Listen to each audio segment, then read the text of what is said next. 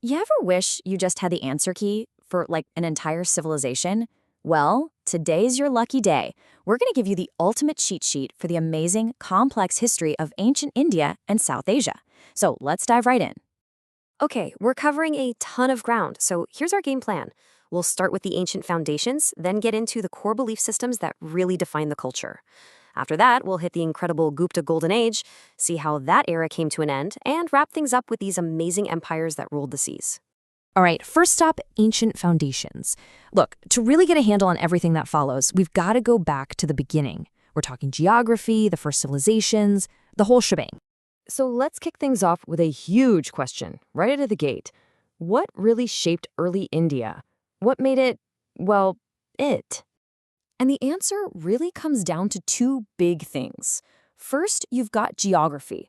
I mean, the subcontinent is just massive, with all these different climates and regions. So instead of one giant, unified empire right away, you get this more decentralized story. And in that setting, two major players step onto the scene: the Harappan and the Vedic civilizations. So, what was making them tick, economically speaking? Well, from the get-go, this area was an agricultural powerhouse. We're talking cereals, dyes, cotton, sugar, you name it. But here's the real kicker, the spices. Spices were like gold. The West couldn't get enough of them, and that demand drove trade for literally centuries. Okay, now let's shift gears and talk about the ideas. I mean, the big ideas that were the bedrock of this entire society. This is Section 2, Core Belief Systems. All right, let's do a little rapid fire round here, covering four huge concepts at the heart of Hinduism that are all connected. First up is samsara. This is the big one, the idea of an endless cycle of death and rebirth, a cosmic wheel that every single soul is on. So if you're stuck on this endless wheel, what's the point? What's the end game? Well, that's moksha. Moksha is the great escape. It's about finally breaking free from that cycle of samsara and becoming one with Brahman, the supreme deity. Okay, so how do you get there? How do you achieve moksha? It all starts with your dharma. Think of dharma as your sacred duty, your personal responsibilities in this life. It's your unique role to play in the grand scheme of things. And holding it all together is karma. It's pretty simple, really. Every single action, good or bad, counts. It's like this giant cosmic balance sheet that decides what your next life will be like. Good karma gets you a step closer to moksha. Bad karma?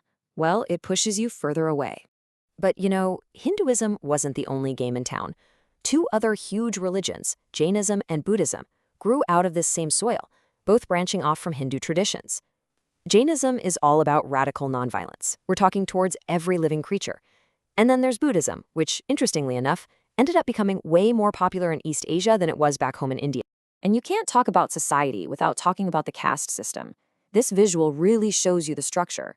It was a super rigid social ladder that you were born into, and that was that. At the very top, you had the Brahmin priests. Then came warriors, merchants, and laborers. And way, way at the bottom, completely outside the system, were the Dalits, often called untouchable. Okay, let's change gears and jump to one of the absolute high points of this entire story. Section 3, the Gupta Golden Age. Seriously, this was a time when science, culture, and art just exploded. So how did this all happen? A lot of credit goes to an emperor named Chandragupta II. He was brilliant. He didn't just conquer more land. He organized it all into provinces that were actually manageable. And that stability, that peace, that was the secret sauce. It created the perfect environment for all this innovation to just take off. On the literary front, this was the era of Sanskrit. It became the language of the intellectuals and the sacred texts. And the crown jewel, really, is the Bhagavad Gita. It's this incredible work of Hindu philosophy that people are still studying and drawing wisdom from all over the world today. Okay, now seriously, get ready for this because this is where things get just mind-blowing. There was this astronomer, Aryabhata, who was making these discoveries that were so far ahead of his time, it's not even funny. He figured out that the Earth spins on its own axis and that it revolves around the sun. I mean, think about that.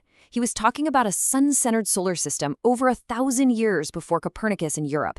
And that's not all. He calculated pi, he developed the base 10 number system, and the concept of zero, the very things our entire digital world is built on. Oh, and he also figured out that the moon gets its light from the sun. Just, wow, absolutely incredible. But as they say, all good things must come to an end, even golden ages. And that brings us to our next section, decline and new paths. So what exactly happened to this amazing Gupta Empire? Well, it was kind of a 1-2 punch. First, the empire got worn down by constant invasions from a group called the White Huns. Then, in the chaos and political vacuum that was left behind, a totally new spiritual movement popped up called the Bhakti movement. It was all about a more personal, direct devotion to a god, and it really resonated with everyday people. All right, for our last chapter, we're heading offshore. We're leaving the land behind and taking to the water. It's time to talk about the great empires of the sea. And there's a key word you gotta know for this part: thalassocracy. It sounds fancy, I know, but all it really means is an empire whose power isn't based on its army on land, but on its powerful navy and its control of the sea lanes. And this map gives you a great look at the big three. Right here in southern India, you've got the Chola Empire. Then over here, blanketing a lot of mainland Southeast Asia, is the Khmer Empire. And ruling the seas around the Indonesian islands was the Srivijaya Empire. These three basically controlled all the shipping lanes, which meant they controlled the flow of money and ideas, making them unbelievably rich and powerful. And the things they built with that wealth, just stunning. Probably the most famous example is from the Khmer. They build Angkor, this absolutely gigantic temple complex in modern-day Cambodia. It's one of those places that truly deserves to be called a wonder of the world. So there you have it. We've gone from foundational ideas like karma to a golden age of science that literally gave us the concept of zero, all the way to these powerful seafaring empires. So that leaves us with one last big question, and this one's for you. When you look at all of it, the philosophy, the math, the trade, which one of these ancient legacies do you think has made the biggest mark on our world today? Definitely something to chew on.